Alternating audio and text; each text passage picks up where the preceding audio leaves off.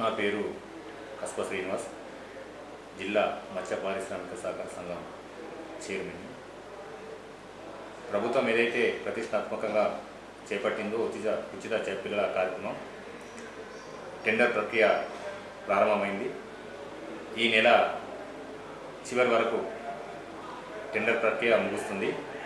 తదనంతరం వచ్చే నెల మొదటి వారంలో కానీ రెండవ వారంలో కానీ చేప పిల్లల కార్యక్రమాన్ని ప్రారంభించడం జరుగుతుంది.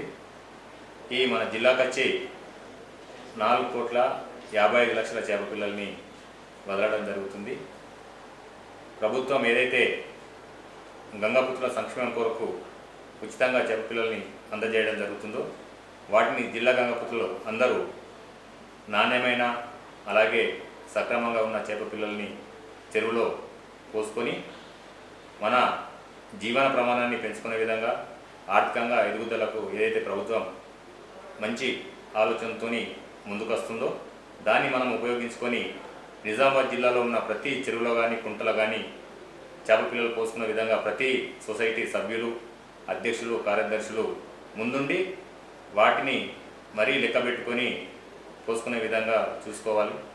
ఎందుకంటే ప్రభుత్వం ఏదైతే సుమారుగా 116 కోట్లతోని మన రాష్ట్ర వ్యాప్తంగా చేప పిల్లలను పంపిణీ చేస్తుందో దాన్ని మనం రాష్ట్ర మత్స్యకారులందరూ సద్వినియోగం చేసుకొని ఆర్థికంగా ఎదుగుదలకు ముందుండాలని కోరుకుంటున్నాను.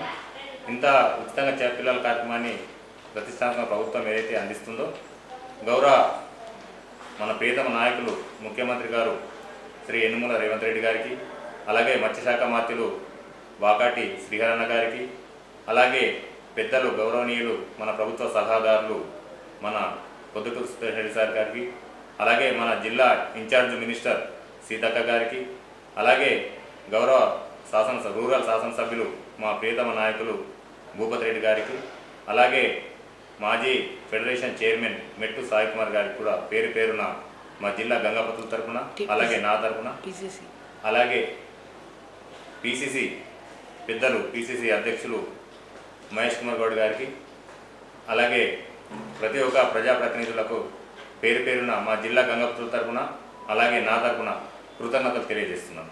అలాగే ఇన్సూరెన్స్ 2026-27 సంబంధించిన ప్రమాద బీమాకు సంబంధించిన ఇన్సూరెన్స్ డబ్బులు కూడా మొన్ననే చెల్లించడం జరిగింది. దానికి కూడా మేమందరం ప్రభుత్వానికి కృతజ్ఞతలమై ప్రతి ఒక్కరికి పేరు పేరున కృతజ్ఞతలు తెలియజేస్తున్నాం.